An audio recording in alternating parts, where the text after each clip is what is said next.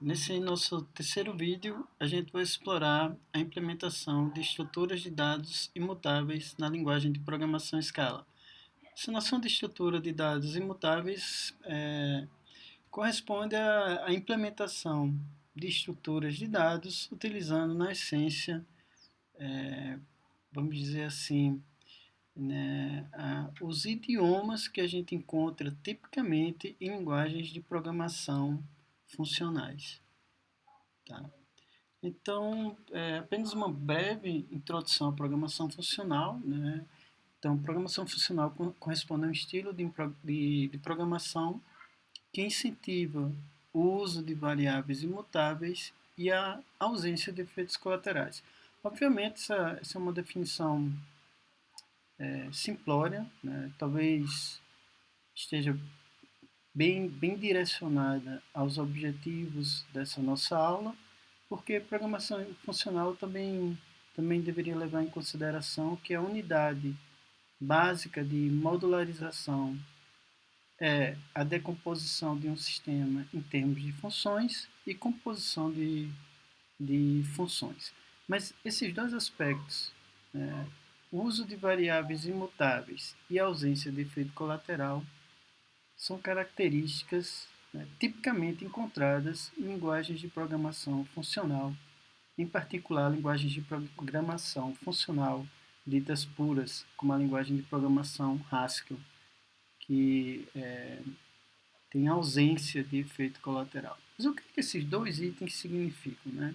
Então, variáveis imutáveis é algo bem curioso para quem tem uma formação maior em programação imperativa, cujo modelo computacional corresponde a uma sequência de comandos que alteram o estado do programa. Então, em programação funcional, o nosso modelo computacional é diferente.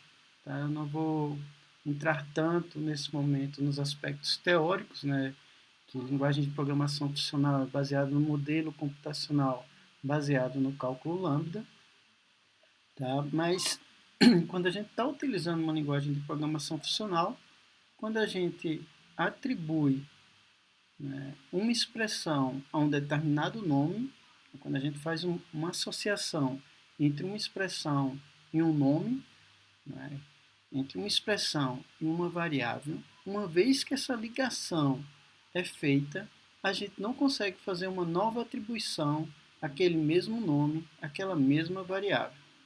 Tá? Então, esse é o princípio de imutabilidade das variáveis. E a ausência de efeito colateral, né, ocorre quando uma função tem um comportamento muito similar ao nosso conceito de função que a gente encontra na matemática. Ou seja, uma função na matemática tem a única responsabilidade de produzir um determinado valor de retorno dado um conjunto de argumentos. Tá? E chamadas sucessivas a uma mesma função com os mesmos argumentos devem sempre levar ao mesmo valor. Isso nem sempre é verdadeiro quando a gente está utilizando uma linguagem imperativa, que uma função, a chamada uma função, pode ter um efeito colateral. Além de computar um valor de retorno a partir dos argumentos, uma função em programas imperativos também pode introduzir o efeito colateral de alterar o estado global do sistema. Tá? Então, quando a gente trabalha com os princípios de linguagens de programação funcional, isso deve ser evitado, porque o estilo de programação funcional incentiva a ausência de efeito colateral.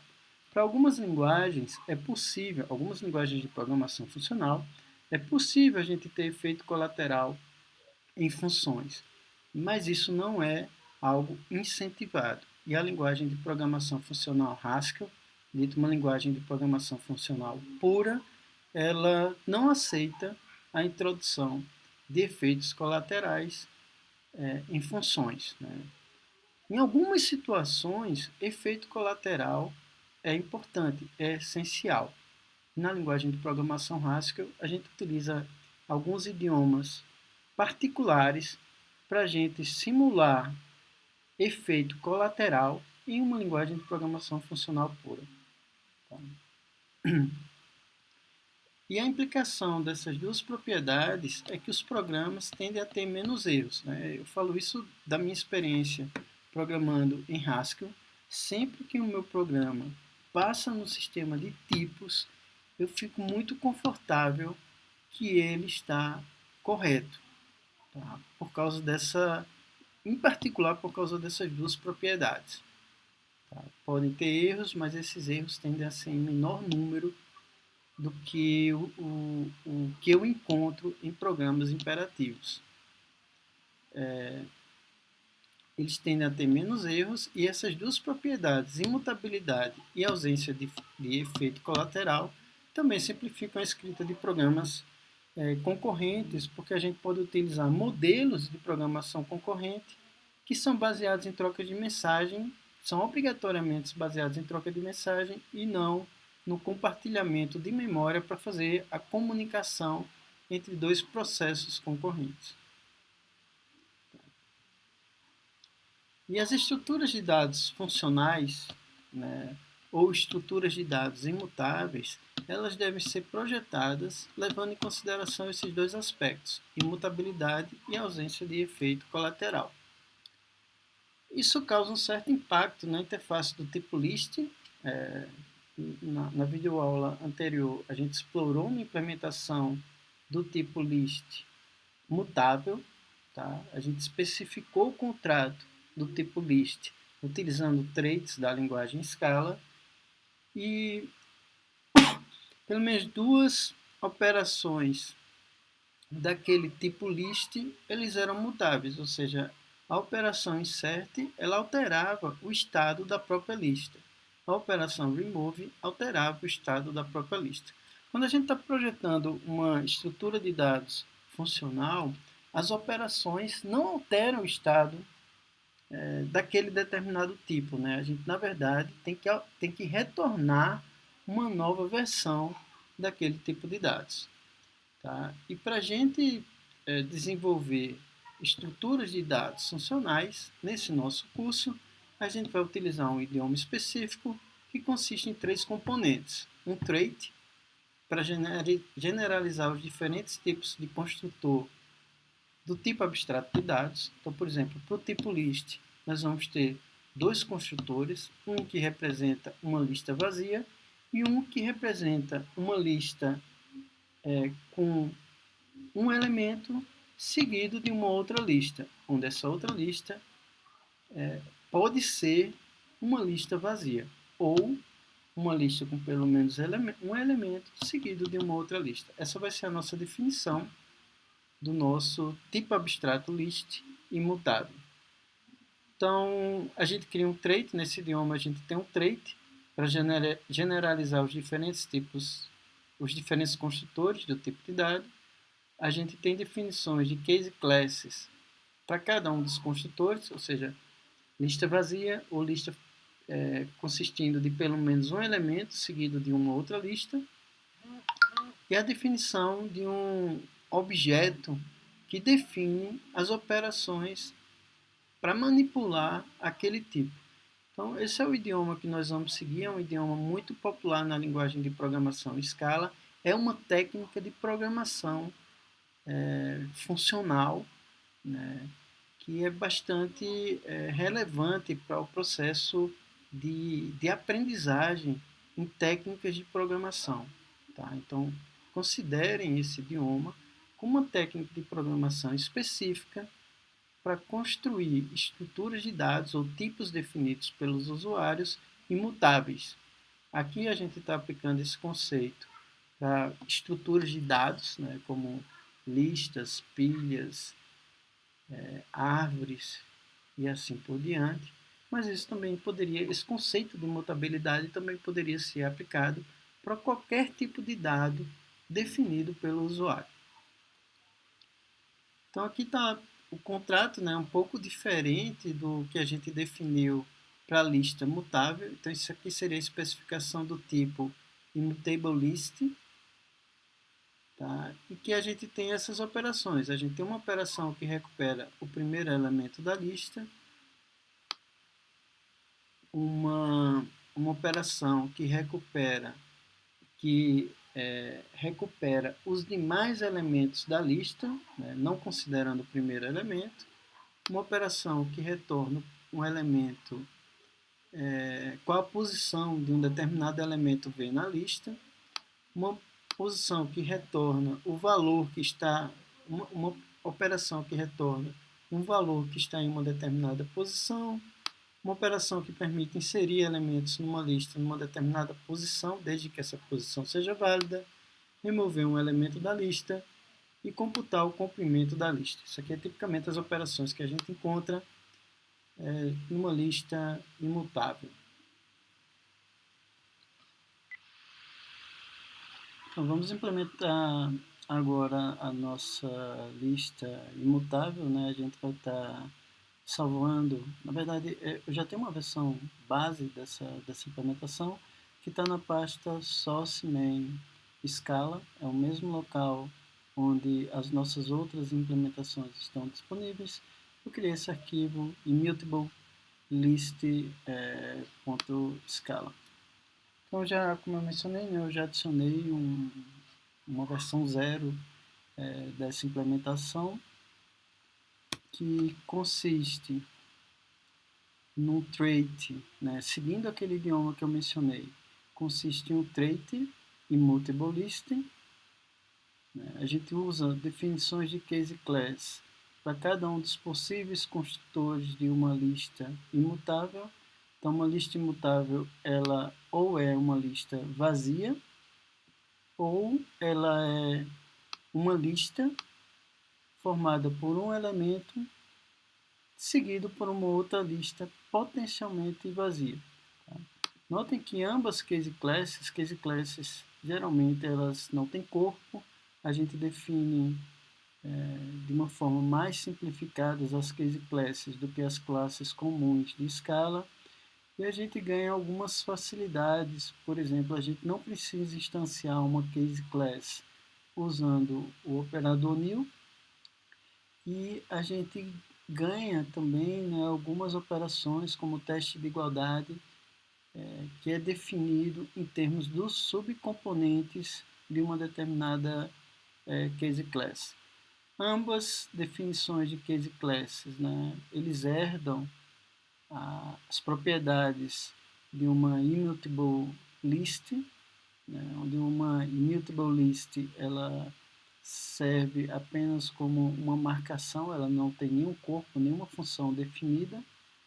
E além das case classes para os possíveis construtores da immutable list, a gente também define um objeto, né, de suporte e apoio que tem todas as funções que manipulam a nossa lista. E notem que esse objeto, immutable list, tem o mesmo nome do nosso trait, seguindo um idioma, uma técnica de programação específica para a implementação de estruturas de dados funcionais, nesse caso utilizando a linguagem Scala. Com essa nossa definição aqui, a gente pode construir listas da seguinte forma. Se eu quero representar uma lista vazia, isso aqui é equivalente a eu chamar o construtor de lista vazia. Se eu quero definir uma lista com elemento 10 apenas, isso é a mesma coisa que usar o construtor cons, passar como primeiro elemento 10, e o segundo elemento é uma lista vazia. Se eu quiser definir uma lista com dois elementos, por exemplo 10 e 100, isso aqui eu posso usar nosso construtor 10, seguido por uma outra lista definida pelo construtor passando como argumento 100 e em seguida a nossa lista vazia. Tá? Então, claramente, isso é um tipo recursivo, porque esse construtor cons, ele espera um valor que vai ser a cabeça da lista do tipo inteiro, e os demais elementos da lista, a cauda da lista, é do tipo immutable list. Tá? Mas notem que essa case class também é um immutable list. Então, como esse segundo argumento, né, a cauda da lista, a gente pode receber ou uma lista vazia ou uma lista sendo formada por um construtor, um valor e uma outra lista potencialmente vazia, conforme eu discuti anteriormente.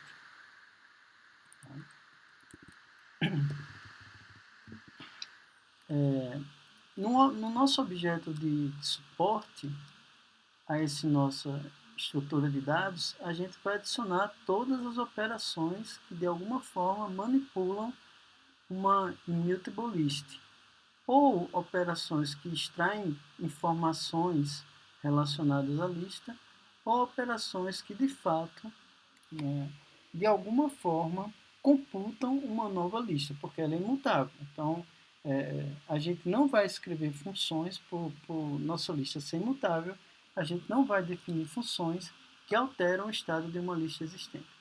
Essa função head, ela deve retornar o primeiro elemento da lista. Isso aqui é um padrão tipicamente encontrado em linguagens de programação funcional, em que a gente define funções que manipulam tipos recursivos como lista, utilizando o casamento de padrões. Então, a função head, que computa o primeiro elemento de uma lista qualquer, ela opcionalmente retorna um valor inteiro. Ou seja, se eu tiver uma lista vazia, eu devo retornar nome. Ou seja, não existe, né, uma cabeça, a definição de uma cabeça do primeiro elemento de uma lista para uma lista vazia, certo? Mas, se eu tiver uma lista com pelo menos um elemento, eu consigo recuperar o primeiro elemento de uma lista.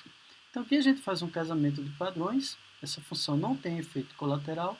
Dado uma lista, o único comportamento previsto por essa função é computar um valor, nada de efeito colateral. Então, via casamento de padrões, usando o operador match da linguagem Scala, né, a gente faz um casamento de padrões com o argumento dessa função list. Então, a leitura aqui é: se a lista casar com uma lista vazia, ou seja, se a lista for vazia, o resultado de chamar uma função, a função head, com uma lista vazia, é produzir o valor nome como resultado. O retorno dessa chamada deve ser igual a nome. Caso contrário, se eu chamar a função head passando uma lista com pelo menos um elemento seguido de uma outra lista, com pelo menos um elemento head seguido de uma outra lista tail, que é a cauda da lista, eu retorno aquele valor, né, embutido dentro desse tipo sum, desse construtor sum, né, que é uma das opções do tipo option. Então, note que option, esse tipo option, é definido de uma forma muito parecida que o nosso tipo immutable list. Tá? Só que para option, a gente tem duas opções. A gente pode ter o tipo nome, ou a gente pode ter o tipo sum, o construtor sum, passando algum valor. Tá? Então, vamos compilar esse código. Eu já estou com o SBT executando, né? Já estou com o shell do SBT aberto. Vou compilar. Passou. E eu escrevi alguns casos de teste para essa nossa estrutura de dados. Está lá na pasta teste. Eu criei um módulo chamado immutable list test.scala. Nós só temos dois test cases. O primeiro testa a situação em que a gente chama a função head em uma lista vazia e o resultado previsto é nome. Então a gente declara uma lista usando o construtor empty e a gente verifica se a chamada função head passando essa lista me leva ao valor nome. Tá? De forma semelhante, se eu chamar a função head em uma lista com os elementos 10, 100 e 1000, a gente espera que o resultado de chamar a função head nessa lista seja o valor 10 embutido dentro do construtor sum. Tá? Então, primeiro a gente declara a lista. Então, essa lista 10, 100 e 1000 seria declarada dessa forma: construtor do valor 10, seguido pela lista formada pelos pelo valor 100, que é seguido por uma lista formada pelo valor 1000 e uma lista vazia. Então, se a gente computar a função head para essa lista, a gente espera como retorno o valor 10. Então, eu vou executar aqui o teste.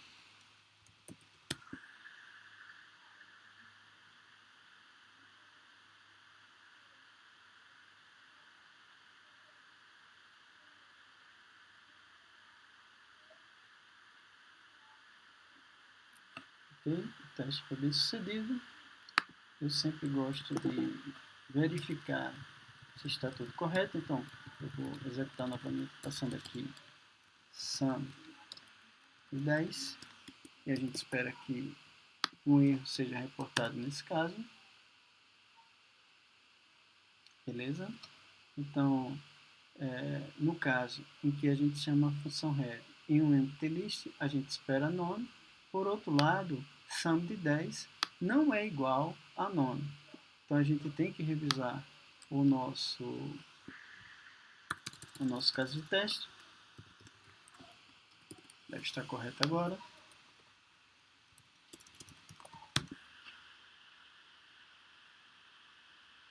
Está correto. Vamos forçar um erro aqui também, só para verificar se ele está passando por esse teste case de forma adequada. Mas a princípio sim, porque ele já estava reportando aquilo. Então, para esse erro que a gente introduziu, para essa mutação no nosso caso de teste, ele está apontando que a cabeça de uma lista com os valores 10, 100 e 1000 deveria ser sum de 10. Eu substituí sum de 10 por none. Ele está dizendo que isso é diferente de sum de 10.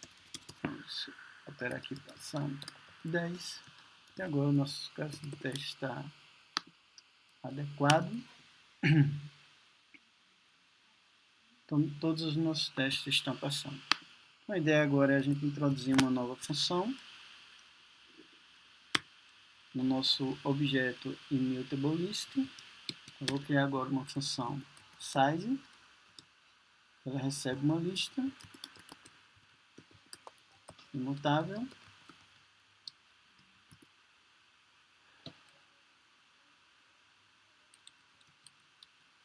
Isso aqui retorna para a gente um inteiro, porque o tamanho de uma lista vazia está definido, é igual a 0, então não preciso usar o tipo option. Eu faço novamente casamento de padrões. Então, caso a lista seja vazia, eu simplesmente retorno 0. Caso a lista seja formada pelo primeiro elemento head e uma cauda T, né, de tail, isso aqui vai ser igual ao quê? Então, isso aqui, novamente, o que eu vou estar apresentando agora é um padrão, uma técnica que a gente encontra de maneira recursiva, melhor, de uma maneira recorrente em programação funcional, que é a gente manipular estruturas de dados recursiva utilizando funções recursivas. Então, essa função size ela é computada de maneira recursiva. Notem que esse construtor aqui espera um valor, que é o head. Nesse nosso caso é um tipo inteiro. Depois a gente vai generalizar isso, seguido por uma outra lista. Então, para eu computar o comprimento de uma lista, né, formada por um valor e seguido por uma outra lista, uma sublista, eu tenho que recursivamente computar também o tamanho dessa sublista. Então, posso definir essa função size em termos de uma função, de uma chamada recursiva, né? Então, para esse caso aqui em particular, a função size é igual a 1 mais size dos demais elementos da lista que é table. Tá? Então, vamos compilar aqui para ver se eu introduzi algum erro sintático no código. Então, isso aqui está passando. Vamos escrever alguns casos de teste para essa função. Então, size open int list must be 0. Então vamos criar uma lista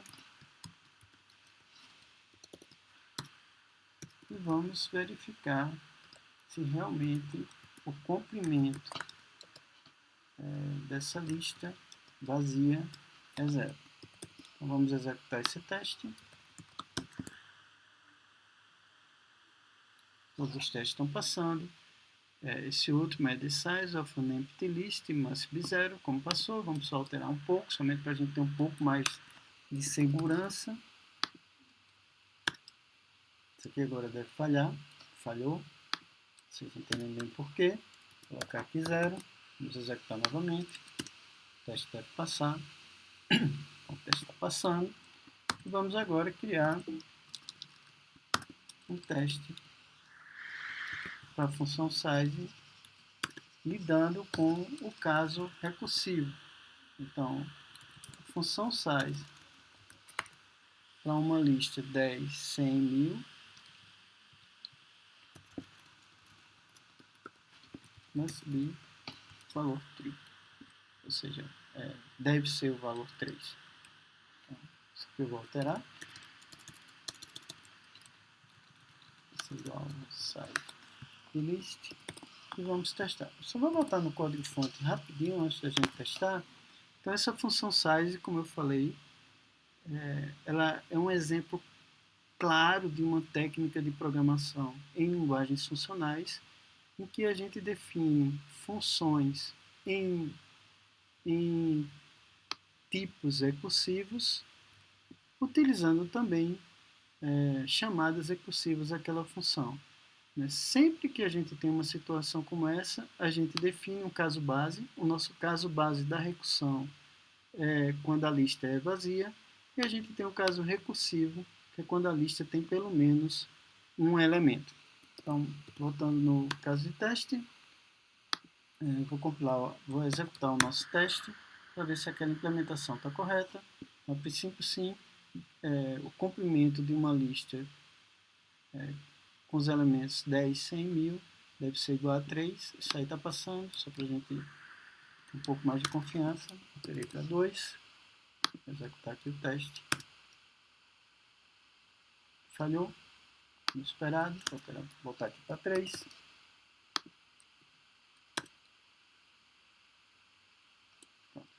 Agora nossos testes estão passando. Vou voltar aqui na implementação. Então, isso aqui caracteriza, essa função size caracteriza bastante, né, essa técnica de programação funcional, que ela é muito recorrente. Eu gostaria que vocês se sentissem bem confortáveis com ela, porque ela aparece em várias situações, essa técnica, esse idioma aparece em várias situações quando a gente está escrevendo um programa funcional. Então, nessa última parte desse terceiro vídeo, a gente vai explorar um idioma específico, também muito comum em programação funcional, que é o uso de acumulador na implementação de algumas funções recursivas. Então, aqui eu elaborei alguns casos de teste para a função elementAt, onde, supondo que a gente tenha essa lista, né, com os valores 10, 100, 1000, se a gente faz uma busca, uma query, para saber qual é o elemento que está na posição de número 1 naquela lista, a gente espera que o valor retornado seja 100. E se a gente faz uma chamada a essa função elementAt com um índice inválido, a gente deve retornar nome. Então, aqui tem 3 chamadas que são válidas, né, nessa lista com os valores 10, 100 e 1000. Então, se a gente fizer a consulta, a query, pelo valor que está na posição de índice 0, a gente espera que o valor seja um valor válido 10, na posição de número 1 seja o valor válido 100, na posição de número 2 seja o valor válido 1000. Mas se a gente faz uma chamada a essa função com índice negativo, a gente espera que o retorno seja none. Se a gente fizer uma chamada com um índice que é igual ou maior ao comprimento da lista, a gente também espera que esse retorno seja none. O retorno dessa chamada seja none. Então eu vou apresentar para vocês um idioma, né, uma técnica muito usada em programação funcional para a gente executar de forma recursiva uma função, mas atualizando um dos argumentos. Importante destacar é que a função elementAt ela espera só dois argumentos. Espera o índice, que a gente está interessado, e a lista em si. Tá? Essa função de mais alto nível, ela não vai ser implementada de forma recursiva. Ela vai delegar para uma função de mesmo nome, né, utilizando a noção de sobrecarga de função. São funções com o mesmo nome, mas assinaturas diferentes, né, ou seja, o tipo de argumentos ou a quantidade de argumentos entre elas variam. E a gente, na versão recursiva de elementAt, a gente vai estar esperando três argumentos. Né? A gente vai estar esperando um índice, que conta a quantidade de vezes que a função foi chamada recursivamente, a posição do nosso interesse e a lista em si. Né? Essa função elementAt de três argumentos, que usam um acumulador, ela vai ser definida como uma função privada, de tal forma que ela não esteja acessível fora do escopo daquele módulo. Então vamos dar uma olhada como é que isso aí está implementado. Né? Então, como eu falei, né, essa estratégia de implementação utiliza a noção de acumulador, né, o idioma de acumulador, a função elementAt, que está exposta na interface da nossa lista imutável, ela recebe dois argumentos. O índice, que eu estou interessado em recuperar o valor, e a lista, onde eu estou aplicando essa função. Essa função retorna um valor de um tipo option, porque se eu passar um índice inválido, eu devo retornar none. Se eu passar um índice válido, eu vou fazer uma chamada à função com acumulador, né, a função elementAt, só que a versão com acumulador, que ela está definida de forma privada nesse mesmo componente immutablelist. Então, qual é a lógica dessa implementação, né, dessa função da interface pública de immutablelist? Primeiro a gente verifica se o índice é válido, quer dizer, se ele é válido, né?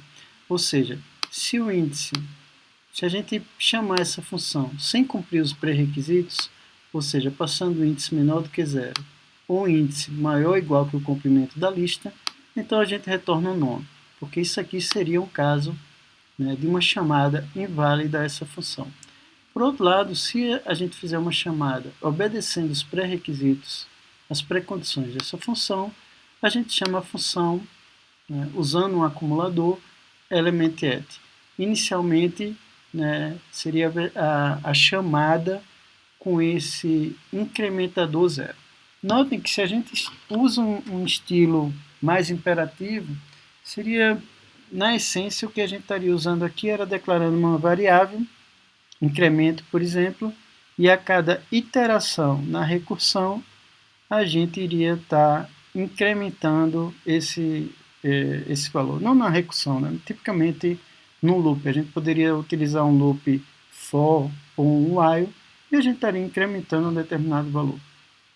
Como a gente está tentando seguir um estilo funcional aqui, a noção de uma variável, né, que a gente aplica algum tipo de incremento, ela é transformada em um novo parâmetro para a função.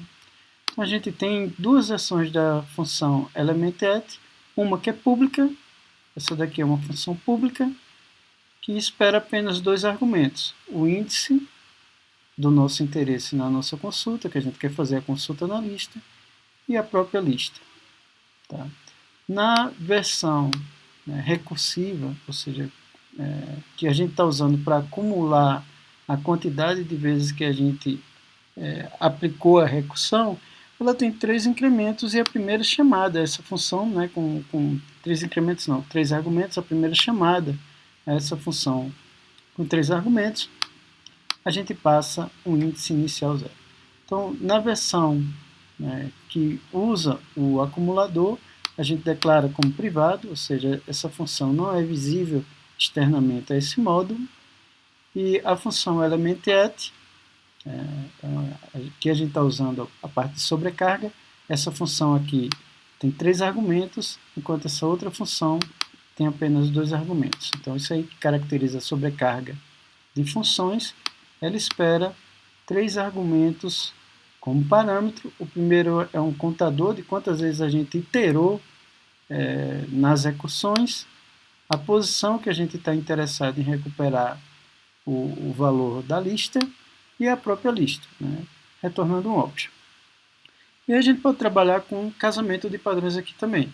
Então, caso essa lista que a gente está recebendo como argumento, ela seja empty, o valor de retorno dessa função é none. Tá? Caso essa lista seja uma lista com pelo menos um elemento seguido de uma outra lista, a gente coloca uma condição de guarda. Tá? Então, se isso aqui for satisfeito, ou seja, a lista casa com esse padrão, a gente verifica se o índice é igual à posição do nosso interesse. Caso isso seja verdadeiro, a gente retorna a cabeça da pilha, o primeiro elemento da lista. Desculpa, a cabeça da lista. O primeiro elemento da lista, que é esse argumento do construtor H, sendo extraído através de casamento de padrões. A terceira cláusula desse casamento de padrões diz o seguinte, olha, a lista casa com esse padrão, ou seja, é uma lista com pelo menos um elemento e uma cauda da lista, e essa condição de guarda é satisfeita, ou seja, índice é diferente depois. Numa situação como essa, a gente chama recursivamente a função elementAt, incrementando o índice, que é o primeiro argumento, é o argumento que a gente usa como acumulador. A gente preserva a posição do nosso interesse, mas a gente faz essa chamada recursiva não na lista como um todo, mas sim apenas considerando os demais elementos da lista, ou seja, a cauda dessa lista cons, que tem o primeiro elemento head e o segundo elemento uma lista, que corresponde à cauda dessa lista como um todo. Então a gente chama essa função elementAt, mas agora apenas com os demais elementos da lista. Então isso aqui é o padrão de acumulador muito comum em programação funcional. A gente usa de maneira recorrente esse padrão aqui, e esse mesmo padrão ele deve ser usado para implementar funções, operações como insert, fazer uma inserção em uma lista em uma determinada posição. A gente pode implementar, utilizando esse mesmo idioma, a remoção de um determinado elemento da lista. Também pode ser feita utilizando esse idioma aqui. As demais operações que a gente havia discutido no contrato de listas imutáveis, as demais operações vocês devem fazer como um exercício. É só executar aqui os testes. Então, conforme eu apresentei anteriormente, os testes para aquela função já foram definidos. São esses dois métodos de teste aqui. Eu vou executar. Primeiro eu vou compilar para saber se eu introduzi algum erro. Então, ok, está compilando, vou testar. E aí todos os testes estão passando, né? A gente tem uma suíte de testes para nossa implementação de ArrayList, a gente tem uma suíte de testes para a implementação da nossa lista imutável, né? Immutable list.